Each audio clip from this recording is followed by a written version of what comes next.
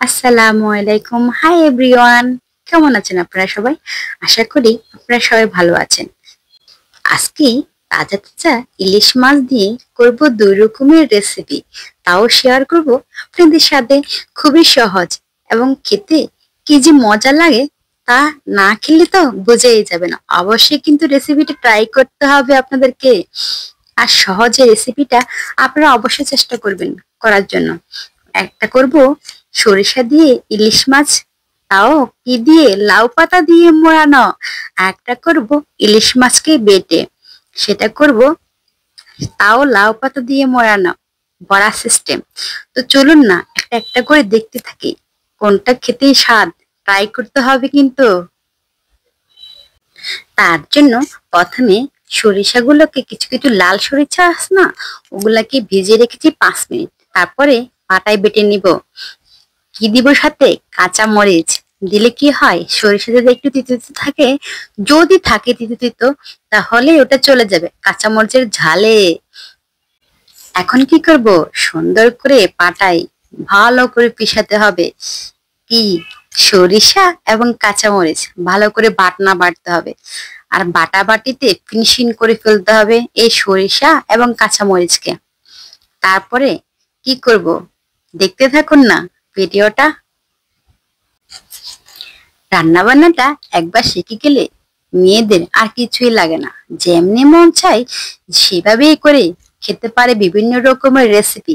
আর রেসিপিগুলো খেতে কিন্তু অনেক মজাও লাগে। আর যাদের সুন্দর করে করতে পারলে তো বাস, সবার মুখে প্রশংসা আর প্রশংসা। তো আমার শেষ সরিষা এবং কাঁচা লঙ্কাটা বাটা। এখন আমি এই সরিষা বাটার সাথে অ্যাড করে দিলাম কিছু শুকনো মরিচ বাটা। শুকনো লাল মরিচ আছে না, ওগুলো পাটা পেটে নিলাম, ওটা স্কিপ করে গেছে। তারপর দিয়ে দিলাম একটুখানি সরিষার তেল আর অল্প একটুখানি হলুদের গুঁড়ো দিয়ে ভালো করে হাতের সাহায্যে মিক্স করে নিতে হবে। আপনার ইচ্ছে করলে চামচের সাহায্যে মিক্স করলেও সমস্যা নেই। এখন আমি যে মাছগুলো কেটে রাখেছি, ওইগুলো একটা একটা করে এই সরিষা বাটার মধ্যে ভালো করে মিশাতে হবে। এপিট ওপিট করে মাছের মাছের মধ্যে পুরোটা ভালো করে মেখে নিতে হবে। আর এই মাখামাখি যত সুন্দর হবে মাছের মধ্যে, ততই মশলাটা ভালো করে লাগবে। এখন আমি যে লাউ পাতাগুলো পরিষ্কার করে ধুয়ে নিয়েছি, ওগুলা হালকা কুসুম গরম পানিতে একটু চুবিয়ে ভালো করে নাড়াচাড়া করে নিচ্ছি। কেন করে নিচ্ছি সেটাও বলছি। যখন আমি লাউ পাতাটা মাছের উপরে ভাজ করতে যাব, তখন এটা মুচমুচে থাকলে বা একটু ফ্রেশ থাকে তো পাতাটা তাজা থাকার কারণে আপনার ফেটে যায়, ভেঙে যায়।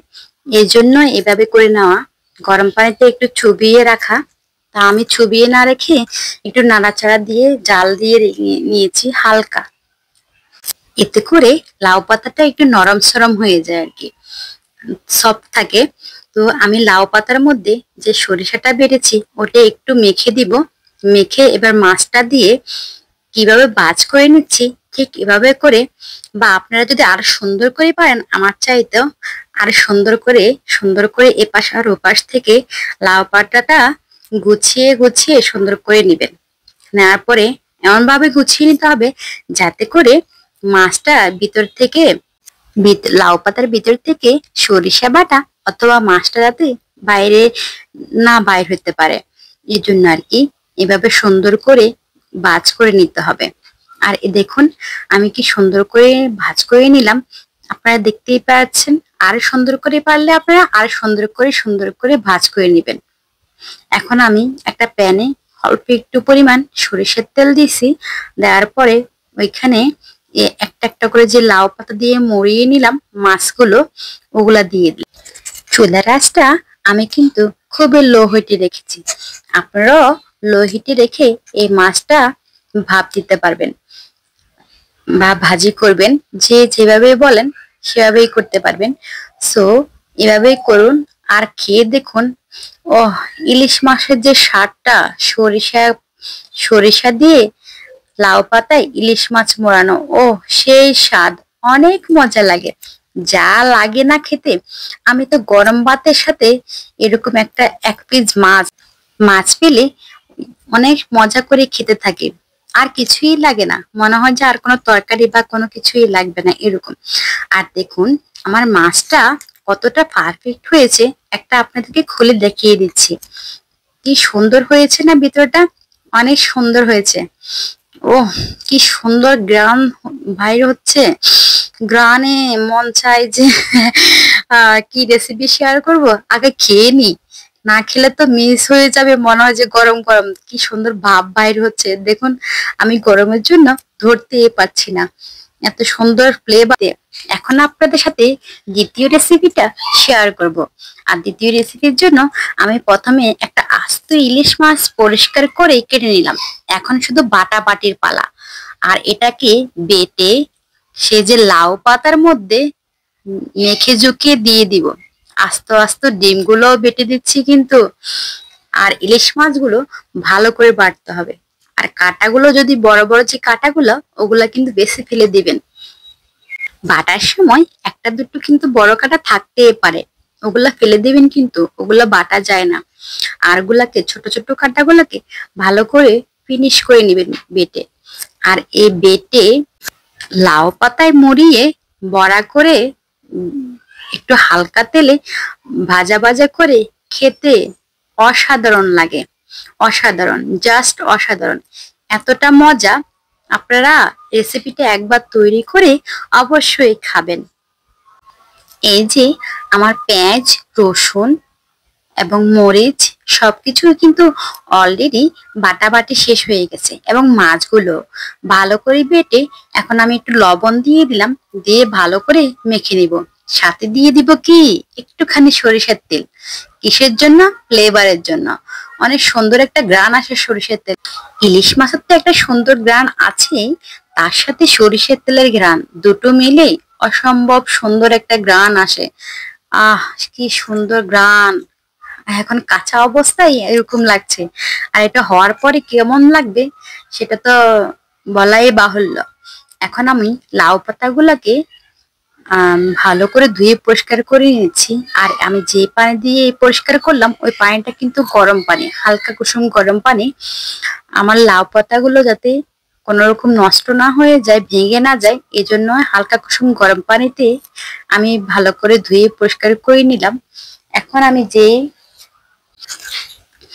ইলিশ মাছটা পেঁয়াজ রসুনটা বাটলাম, এখন সেগুলো বড়া সিস্টেম করে এই লাউ পাতার মধ্যে দিয়ে দিলাম, এবং হাতের মধ্যে কি সুন্দর করে একটা ভাঁজ করে নিলাম, যাতে আমার ভিতরে যে বড়াটা তৈরি করে দিলাম ওটা যাতে গোল থাকে। এর জন্য আমি কোনাকুনি করে দিলাম। আপনারা যদি গোল করে দিতে চান সেটাও দিতে পারবেন। আমি একটু গোল করে দিই নাই কিসের জন্য, যাতে আমার বড়াটা আমি ঠিক যেভাবে দিলাম ওইভাবে যাতে থেকে যায়, সেই জন্য আমি এইভাবে কোনাকুনি করে দিলাম। প্রথমে এক পাশ থেকে দিলাম, তারপরে অপোজিট পাশ থেকে আবারও ভাঁজ করে নিচের দিকে একটু দিয়ে দিলাম পাতাগুলো। আর এ পাশ থেকে উপরের দিকে উঠিয়ে দিলে বাস হয়ে গেল আমার লাউ পাতা বড়া, ইলিশ মাছের বড়া। লাউ পাতা ইলিশ মাছের বড়া। তো এই যে হয়ে গেছে। এখন একটা প্যানে অল্প একটু পরিমাণ সরিষার তেল দিয়ে দিব। আমার প্যানটা যেহেতু সাদা, মনে হচ্ছে যেন আমি কি তেল দিয়েছি, বোঝাই যাচ্ছে না। তো এখন আমি যেই লাউ পাতায় মরিয়ে রাখলাম ইলিশ মাছের বড়াগুলো, ওগুলো একটা একটা করে প্যানে দিয়ে দিচ্ছি। আর চুলের আঁচটা কি করবেন, একদম হালকা করে রাখবেন। অল্প আছে, আস্তে আস্তে হয়ে যাবে ইলিশ মাছের বড়া। আর ইলিশ মাছের যে কোনো রেসিপি চেয়েতে এই বেটে ইলিশ মাছের যখন একটা রেসিপি তৈরি করি, বড়া তৈরি করি, তাহলে আমার ছেলেরা অনেক মজা করে খায়। ওদের কাছে নাকি এটা অনেক ভালো লাগে, কারণ কাটা বাছার কোনো ঝামেলা নেই ওদের, ওরা তো খেয়ে অনেক মজা পায়।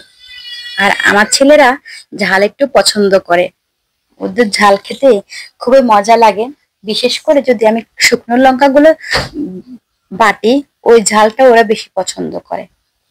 তো কার ছেলে মেয়ে কিরকম ঝাল পছন্দ করে, কি খাবার পছন্দ করে, কমেন্ট করে জানাবেন কিন্তু আমাকে।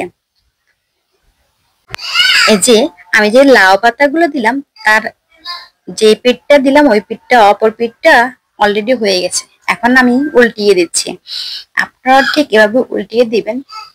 তো আমার ভিডিওতে ভুল হতে পারে, তো মানুষ যেহেতু আমরা সবাই, তো ক্ষমা করে দিবেন আমাকে। ভিডিওতে কোথাও যদি আমার ভুল হয়ে থাকে, কথা বলা বা কাজের মধ্যে কোনো কিছু যদি ভুল হয়ে থাকে, ক্ষমার দৃষ্টিতে দেখবেন, আমাকে ক্ষমা করে দিবেন। আর আমার কোনো কিছু যদি ভালো লেগে থাকে, তাহলে একটা লাইক, কমেন্ট, ভিডিওটা শেয়ার করে দিবেন। আপনাদের লাইক কমেন্ট পেলে তো আমার কাছে অনেক ভালো লাগে, খুবই ভালো লাগে। তো আমার হয়ে গেছে ইলিশ মাছের বড়া, এখন দেখার পালা। আর গ্রানটা, ও কি যে গ্রান! আলহামদুলিল্লাহ, অনেক সুন্দর একটা গ্রান। আর আমি তো ভাতের মধ্যে এই ইলিশ মাছের বড়াগুলো সাজিয়ে নিলাম, ছেলেকে বললাম রিভিউ